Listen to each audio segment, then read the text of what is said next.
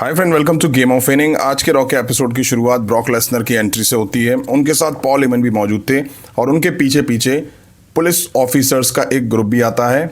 Paul Heyman अब ring में आते हैं और कहते हैं, इंट्रोड्यूस करता हूं मैं कैच के चैंपियन ब्रॉक लेसनर को। एक और इंसान या जितने भी लोग यहाँ मौजूद हैं, रिंग के बाहर पुलिस ये भी यहाँ मौजूद है। आप सोच रहे होंगे कि क्यों पुलिस मौजूद है, उसका जवाब है ओबा फेमी। ओबा फेमी गारंटी टाइटल मैच छोड़ चुका है। उसने समर स्लैम में, उसको इतना दीवानापन है ब्रॉक लेसनर का। आप सोचो, उसने एक ऐसा मौका खो दिया जहां वो चैंपियन बन सकता था। ये मतलब दीवानापन हद से ज्यादा लेके जा चुका है ओबा फेमी। वो सिर्फ पागल स्टॉकर नहीं है, इससे भी बड़ा बेवकूफ कोई नहीं है जो देख रहा आपने अपनी लाइफ में।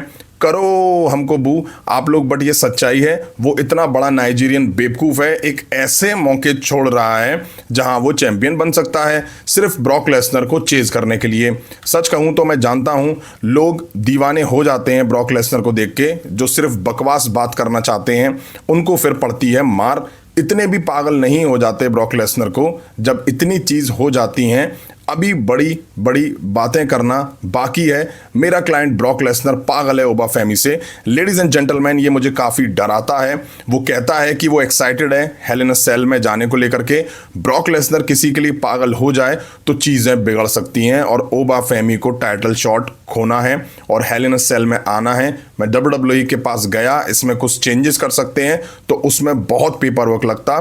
मैं एक जज के पास गया और मैं एक ऑर्डर लेकर आया हूँ ओबा फेमी। सच कहूं तो मेरे पास भी ब्रॉक लेसनर के लिए भी एक ऑर्डर सेट करा है। जितनी वफादारी ब्रॉक लेसनर ने दिखाई है, ब्रॉक लेसनर पालन करें उस ऑर्डर का। ये सबको पता है कि ब्रॉक लेसनर कोई टर्म्स एंड कंडीशन फॉलो नहीं करते हैं। तभी यहाँ ओबा फेमी की एंट्री होती है। तभी पुलिस रिंग में घुस के ब्रॉक लेसनर के आगे खड़ी हो जाती है, लाइन लगा के, मतलब कवर कर लेती है एक तरह से। ओबा फेमी कहते हैं रिंग में आकर कि मैं इधर लड़ने आया हूं, मगर लड़ने से पहले एक मौका है, समझाओ ये क्या चल रहा है भाई। पॉल हेमन कहते हैं, तुम एक्सप्लेनेशन चाहते हो, एक वायलेशन ऑर्डर के खिलाफ जाओगे तो जेंटलमैन अपना काम करो। इसके बाद Brock Lesnar Paul Heyman ring से बाहर निकल जाते हैं और ओबा फेमी पुलिस वालों पे टूट पड़ते हैं। एक बंदे को उठा के रिंग के बाहर ऐसे फेंकते हैं भाई जैसे कि किसी ने बच्चे ने बॉल फेंक दी है। सब में मार पड़ती है। ओबा फेमी कहते हैं कि क्या खेल क्या रहे हो तुम, ये सब बेवकूफ हैं, पीछे से वार करते हो, लो ब्लो देते हो। कौन है ये बीस्ट, ये भागता है। पॉल हेमन, तुझे लगता है मैं बेवकूफ हूं तो एक चीज समझ ले, समर स्लैम हेल इन अ सेल ओबा फेमी वर्सेस ब्रॉक लेसनर कोई गेम नहीं होगा, लो ब्लो कुछ नहीं होगा। तुम भाग नहीं सकते मुझसे, तू भाग भी नहीं सकता मेरे से।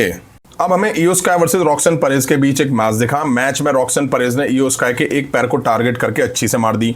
वहीं रिंग साइड लिव मॉर्गन और रकील रॉड्रिगेज भी आते हैं, इंटरफेयर भी करने की कोशिश करते हैं, बट इयो स्काई एंड में मैच जीत लेती हैं। मैच के तुरंत बाद मॉर्गन और रकील रॉड्रिगेज अटैक करती हैं।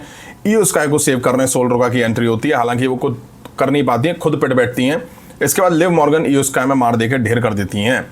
अब हमें विजन दिखाई दिए, उनके साथ मैक्सिन डुप्री भी आई थी जिन्होंने लास्ट वीक विजन को ज्वाइन करा था, जिसकी वजह से ऑस्टिन थ्योरी और Bron Breakker tag team champion बन पाए। ऑस्टिन थ्योरी और मैक्सिन डुप्री लिपटे चिपके जा रहे थे भाई, बस कर भाई बस कर। लोगन भी इनके लिपटने चपटने के रुकने का वेट कर रहे थे। इनको कन्फ्रंट करने आते हैं मैक्सिन डुप्री के पुराने पार्टनर्स ओटिस और अकीरा टोजावा। अकीरा टोजावा के कहते हैं कि वो इंसान तुम्हारे लिए ठीक नहीं है, तुम अच्छा नहीं कर रही हो। मैक्सिन कहती है कि तुम उसको नहीं जानते हो। इसके बाद ओटिस ऑस्टिन थ्योरी पर अटैक करते हैं, तभी ब्रॉन ब्रेकर आके ओटिस पर अटैक करता है। अकीरा को अनाउंस टेबल के ऊपर से फेंक आता है। अब ओटिस पलटवार करके ब्रॉन ब्रेकर और ऑस्टिन थ्योरी दोनों में मार देते हैं, जिसे देख करके भाई थोड़ी देर तो मजा आया। तभी मैक्सिन डुप्री बीच में आके रोकती हैं ओटिस को, रिकवर का टाइम मिल जाता है। ब्रॉन ब्रेकर आके पीछे से स्पीयर देता है, ऑस्टिन थ्योरी लो ब्लो देते हैं, फिर मिलके मारते हैं लोग और मैक्सिन डुप्री नकल देती हैं, जिससे ओटिस को मार के ये ढेर कर देते हैं। अब हमें जिम्मी ऊसो दिखाई दिए, वो आके कुछ बोलते, तभी पीछे से दांतों से ताला काटने वाला मेरा मतलब है रॉयस कीज, उन पे आके अटैक कर देते हैं। अब हमें Royce keys versus Jimmy Uso के बीच मैच दिखा। मैच चल ही रहा होता है, तभी दिखता है कि जैकब फातू एंटर होते हैं और आके दत्तो रॉयस कीज पे अटैक कर देते हैं।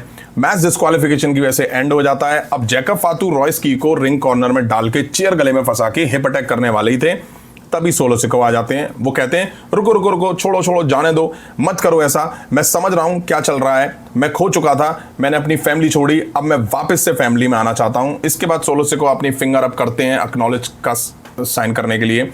उनके साथ जिम्मी ऊसो भी करते हैं, फिर जैकब फातू भी करते हैं। तभी सोलो सिकोआ जिम्मी ऊसो को स्पाइक देते हैं, जैकब फातू पर अटैक करते हैं। अब जिम्मी ऊसो आके पीछे से सुपर किक सोलो सिकोआ को देते हैं, सोलो सिकोआ में मार पड़ रही होती है। तभी भाई साहब एले नाइट आते हैं चेयर लेके, जैकब फातू और जिम्मी ऊसो में मार देकर रिंग के बाहर करते हैं और एले नाइट बोलते हैं जिम्मी जैकब वर्सेस मी रॉयस्की सोलो सिकोआ समरस्लैम में।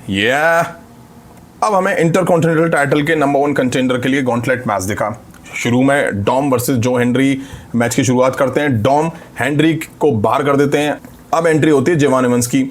जेवान एवंस अब डॉम को एलिमिनेट करते हैं, उसके बाद ड्रैगन ली को एलिमिनेट कर देते हैं। अब रूसेव आके जेवान एवंस को बाहर करते हैं। अब चैट गेवल आते हैं, वो रूसेव को बाहर कर देते हैं। अब आता है ईथन पेज, जिसको चैट गेवल बाहर करके गॉन्टलेट मैच जीत लेते हैं और बन जाते हैं नंबर 1 कंटेंडर। और ये अब समर स्लैम में जो पेंटा है उनको इंटरकॉन्टिनेंटल टाइटल के लिए चैलेंज करेंगे।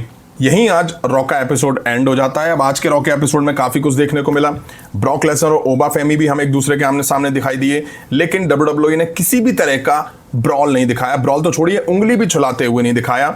WWE लगातार ब्रॉक लेसनर को डरपोक, भागने वाला एक सुपरस्टार दिखा रही है। मुझे समझ में नहीं आता क्यों, क्योंकि इनकी फ्यूड काफी टाइम से चली दिखाई आ रही है।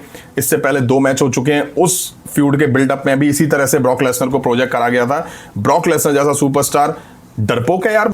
वहीं ओटिस ने वो काम करा जो किसी से नहीं दिखाती है WWE। अकेले ब्रॉन बेकर में कुछ देर मार दी, जिसे देखकर मजा भी आया। वहीं एले नाइट जो कि काफी सालों से ब्लड लाइन के खिलाफ दिखाई दे रहे थे, रोमन रेंस के जाने के बाद सोलो सिकोआ के खिलाफ जो ब्लड भी दिखाई दी है, जो सोलो सिकोआ की ब्लड लाइन थी, आज भाई साहब टीम अप करेंगे ऊसोस और जैकब फातू के खिलाफ। मतलब कुछ भी दिखा रही है WWE यार। एले नाइट जो कि ब्लड लाइन के खिलाफ थे, वो सोलो सिकोआ के साथ टीम अप कर रहे हैं ऊसोस और जैकब के खिलाफ। वाह भाई वाह WWE, मतलब कुछ भी दिखा दो यार। कैसे ना कैसे करके सुपरस्टार बुक करने हैं तो कुछ भी बुक कर दो यार। रोमन रेंज और सेथ रॉलिंस के बीच जो समर स्लैम के लिए मैच ऑफिशियल हुआ है, उसके लिए कॉन्ट्रैक्ट साइनिंग सेगमेंट हमें देखने को मिल चुका है। साइन दोनों कर चुके हैं, मैच अब ऑफिशियल हो चुका है। वहीं रोमन रेंज के साथ ब्लड लाइन का कोई भी मेंबर आज हमें देखने को नहीं मिला, ना ही रोमन रेंज ब्लड लाइन के किसी मेंबर के साथ दिखाई दिए हमें। आज सेथ रॉलिंस और रोमन रेंस को अकेले 1-1 एक दूसरे के खिलाफ उतारा गया था।